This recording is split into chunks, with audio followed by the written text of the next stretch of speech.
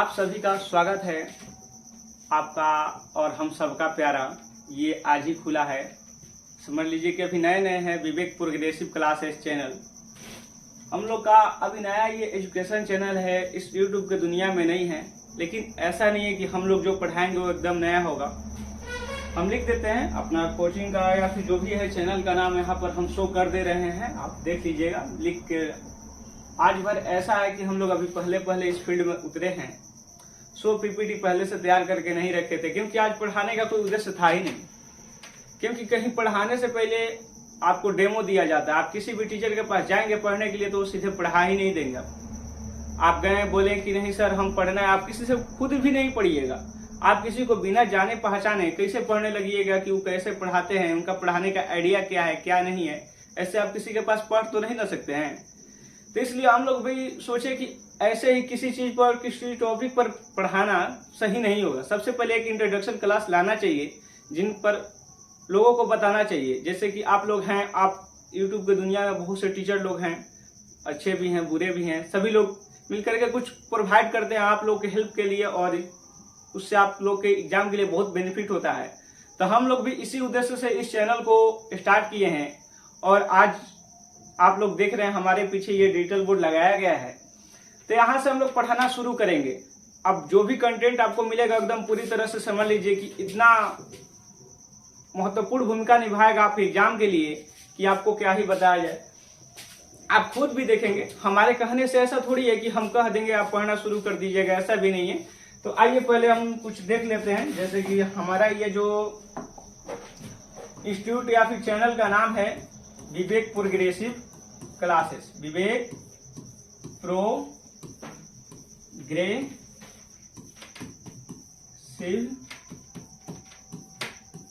Classes.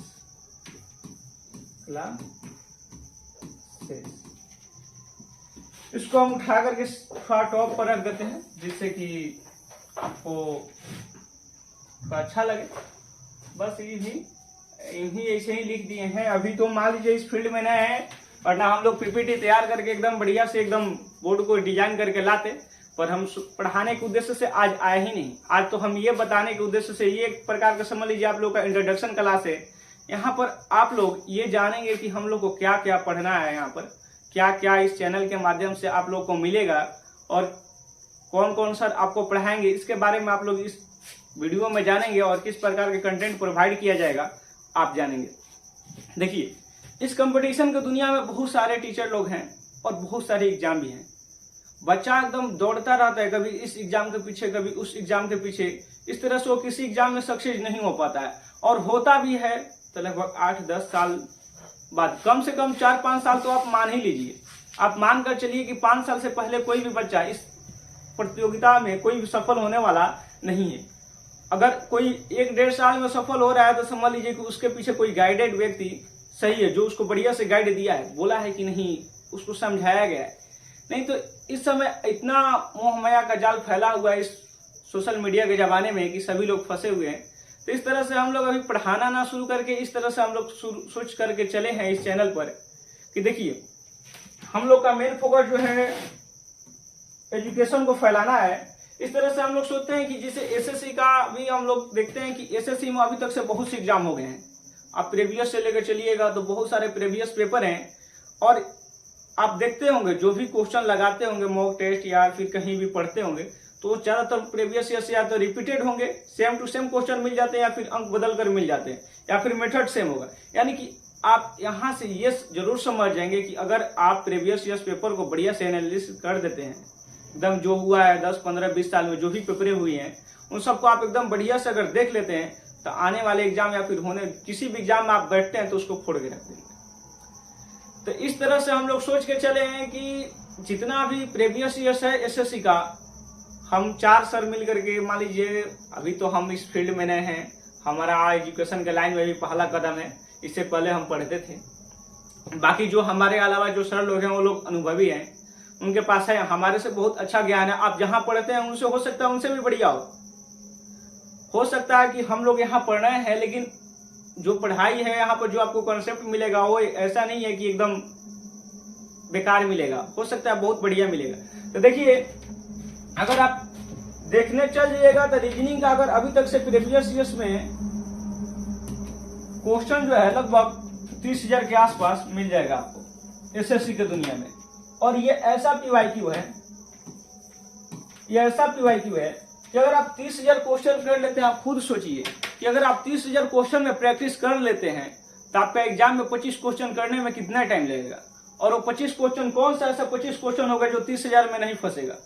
अभी तक के जितना एग्जाम हो गए हैं एसएससी में, उन सब से एनालिसिस से यही पता चलता है कि अभी तक से 30,000 से प्लस समझ लीजिए कि क्वेश्चन बन गया है। तो हम लोग का जो मेन फोकस है इन प्रीवियस ईयर्स क्वेश्चनों को सोल्यूशन देना है। रीजनिंग का हो गया, मैथ का सेमी ले लीजिए, मैथमेटिक्स,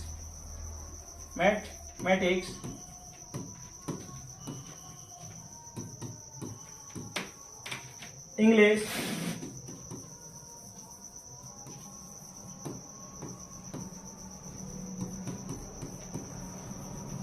और जीके जीएस में कुछ ही क्वेश्चन है जो हमेशा बदलते रहते हैं, जैसे कि करंट अफेयर्स। बाकी सब तो सेम ही है। आप अगर प्रीवियस ईयर्स लेकर के चलते हैं, हम आपको इतना भरोसा जरूर दे सकते हैं कि आप पूरा किताब उताब को साइड में रख दीजिए। जो भी बुक है, जितने भी टीचर के पास आप पढ़ते हैं, उनको अगर आप साइड में छोड़ करके, मतलब इस चैनल को भी छोड़ करके, हम ये नहीं कर रहे हैं कि सबको छोड़ करके यहीं से पढ़िए। हम आपको इतना दिलासा दे रहे हैं कि आप सब कुछ साइड में रख करके अगर आप इस पीवाईक्यू पर ध्यान दे देंगे, रीजनिंग, मैथ, इंग्लिश और जीके जीएस, आप समझ रहे हैं जी। अगर आप 30,000 क्वेश्चन को प्रैक्टिस कर लेते हैं तो आपके लिए 25 क्वेश्चन कोई करना बड़ी बात है? बिल्कुल भी नहीं। तो हम लोग का मेन फोकस, जैसे कि बच्चा लोग ये जीके जीएस तो रट लेता है, जीके जीएस तो रटने वाली चीजें हैं, और ज्यादातर अगर आप डिटेल में पढ़ने लग जाएंगे एसएससी के लिए तो आपका बहुत टाइम लेगा, और उतने टाइम में आप बाकी का सब्जेक्ट भी कर लेंगे। ये तीन को एक तरफ, ये तीन को जो है ये एक तरफ, और इसका वो अपना अलगे सिलेबस है। तो अगर आप इसको डिटेल में पढ़ना शुरू कर देंगे तो हम आपको एकदम गारंटी के साथ कहते हैं कि इन तीनों में आप जितना समय लगाएंगे सिलेबस पूरा करने में, ये अकेले उतना लेगा।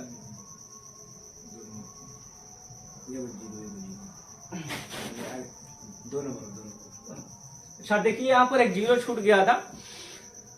तो अगर आप इन तीनों का सिलेबस और इसका सिलेबस का कंपैरिजन करें तो ये तीनों का बराबरा, मतलब मुकाबला ये अकेले कर देता है जीके जीएस का सिलेबस। तो इस तरह से आप लोग भी जानते हैं, या फिर आप लोग भी देखा होगा, जो भी बच्चा एग्जाम निकाल लेता है, फिर टॉपर तक भी, टॉपर लोग भी बोलता है कि हमने कोई डिटेल में नहीं पढ़ा था, हमने प्रीवियस ईयर्स लगाया, यहाँ से जाकर के कॉन्सेप्ट क्लियर किया था, यहाँ से थोड़ा सा ये पढ़ लिया था, और जीके जीएस में ज्यादा कोई स्कोर नहीं करता। कोई 18 प्लस कर लेता है जीके जीएस में स्कोर, तो समझ लीजिए वो टॉपर। जीके जीएस का टॉपर 18 प्लस, 25 क्वेश्चन में से अगर कोई 18 प्लस क्वेश्चन कर लेता है तो समझ लीजिए कि वो टॉपर है। क्योंकि जीके जीएस का क्वेश्चन जो है मोस्टली समझ लीजिए कि हमेशा इस तरह से बनाया जाता है कि आपको समझने में कम ही समझ में, तो अगर आप करना चाहें तो इनसे पूछ सकता है। ऐसा कोई भी क्वेश्चन नहीं होगा जो इस 30,000 में शामिल नहीं होगा। तो हम लोग का मेन फोकस इन जो पीवाईक्यू है इनको सॉल्व कराना है। बच्चा लोग अगर पढ़ना लग जाता है, बहुत से ऐसे मतलब कि आपको संस्थान मिल जाएंगे जहां पर ये पीवाईक्यू मिलते हैं पीडीएफ फॉर्म में या फिर मॉक टेस्ट फॉर्म में। वहां पर बच्चा मॉक टेस्ट भी देता है, पीडीएफ भी पढ़ लेता है, पर कोई फायदे नहीं होते।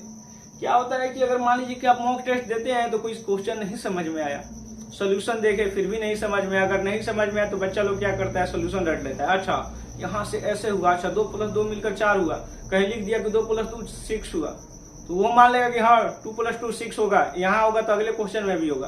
तो इस तरह से आपको सोचना नहीं पड़ेगा। यह है कि आप पीडीएफ या मॉक टेस्ट को साइड में रख करके यहाँ से अगर आप मैथ रीजनिंग करते हैं तो आपके लिए बहुत फायदेमंद है। मैथ रीजनिंग ही क्यों, इंग्लिश जीके जीएस भी। देखिए टीचर कुछ भी नहीं है करने का, तो आप कोई भी चीज बढ़िया से बढ़िया खोज या फिर बढ़िया से बढ़िया पढ़ाई आप घर पे भी कर सकते हैं, पर टीचर आपके उस पढ़ाई में एक अहम भूमिका निभाता है उसे आसान बनाने में। तो हम लोग का मेन उद्देश्य है इन सभी पीवाईक्यू को सॉल्व करा देना।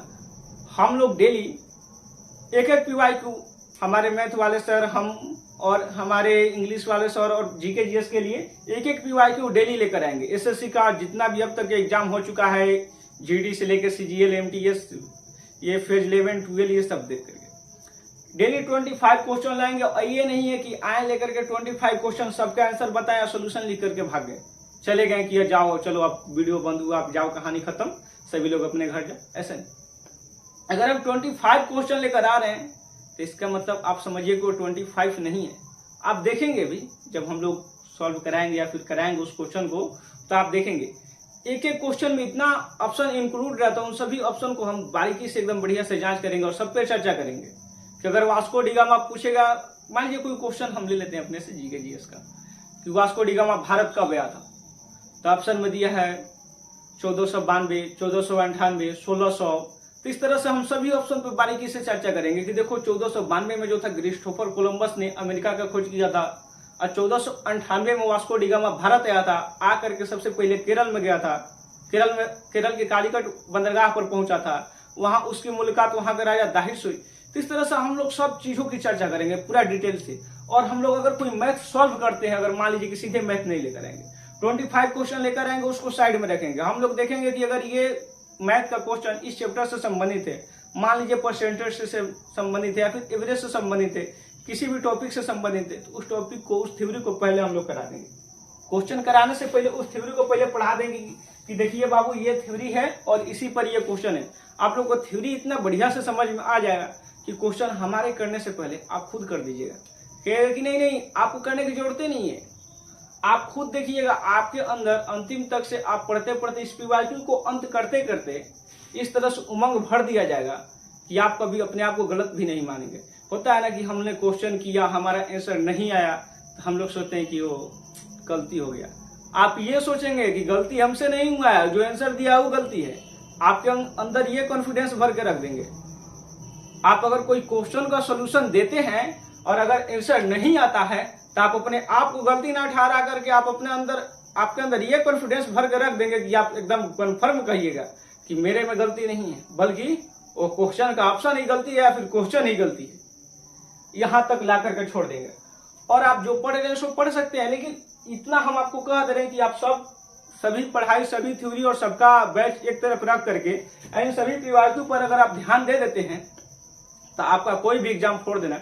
अगर UPSC को अलग साइड में रख दिया जाए, UPSC, CDS, NDA वगैरह को, इन सबको साइड में रख दिया जाए, तो बाकी का जो भी प्रतियोगिता परीक्षाएं होती है लगभग वो सब SSC से नीचे ही होती है। बताइए CGL का मुकाबला करने वाला और सब एग्जाम कौन है? जो स्टेट पुलिस हो गया, ये सब, मतलब PCS, UCSC सबको अलग कर दिया जाए तो CGL ही उसका सिलेबस जो है बाकी सबका सिलेबस मेंटेन कर जाता है। SSC का जितना अभी तक कर दिया है, आप लोग देखते भी होंगे, कोई कोई एग्जाम देता है अलग अलग विभागों में, कृषि विभाग हो गया, डिफेंस हो गया, ये सब देखते हैं कि अधिकतर क्वेश्चन SSC से रिपीटेड दे देता है। तो आप इन 30,000 को ये मान करके चलिए कि आपका इस तरह से इसको तैयार करा दिया जाएगा कि आप किसी भी एग्जाम में बैठेंगे तो एग्जाम से 15-20 मिनट पहले आप क्वेश्चन करके एकदम पूरा बैठे रहेंगे। आप अगल बगल का बच्चा को देखिएगा तो बोले पसीना छोड़ रहा है एकदम पूरा, ये समय नहीं बचा, समय नहीं बचा। 100 क्वेश्चन में उससे 50 तक देखा, 55 तक, 60 तक देखा, तब तक टाइम बीत गया, वो बेचारा पसीना छोड़ रहा है। आप बगल में बैठ कर मुस्कुराइएगा। क्या हम तो PYQ, आप समझ रहे हैं, जो व्यक्ति शुरू से एक ही चीज पर प्रैक्टिस किया वो कितना तेज हो सकता है। आप खुद सोचिए कि आपने इतना बार बोलना, मतलब बोली पर ही ले लीजिए, इतना बात बोल चुके हैं आप अपने जीवन में, शुरू बचपन से लेकर अभी तक से। बचपन में रोना शुरू किया, रोते रोते धीमे धीमे बोलना शुरू किया, कि अगर आपको लगातार 20 घंटा बोलने को भी कह दिया जाए तो आप बोल लेंगे। कोई अगर लिख करके कोई टॉपिक दे दिया जाए और बोला जाए कि इसको देख करके बस बोलना है, तो बोल दिया जाए, बोल देंगे आप। लेकिन अगर आपको वही काम कह दिया जाए कि अगर प्रैक्टिस आप नहीं किए हैं कि 20 घंटा लगातार दौड़ो, तो आपसे नहीं दौड़ा जाएगा। तो इसी तरह से अगर आप 30,000 क्वेश्चन पर लगातार प्रैक्टिस कर लेते हैं, तो आपके लिए 25 क्वेश्चन कुछ नहीं बिगड़ पाएगा। उस 25 क्वेश्चन को आप कुछ समझेंगे ही नहीं, एकदम धुआं बना कर उड़ा देंगे। तो हमारा ये जो क्लास है कल से स्टार्ट होगा, एकदम बेहतरीन क्लास। आप देखेंगे, आप खुद देखेंगे भी, आप एक बार पढ़ कर देखिए।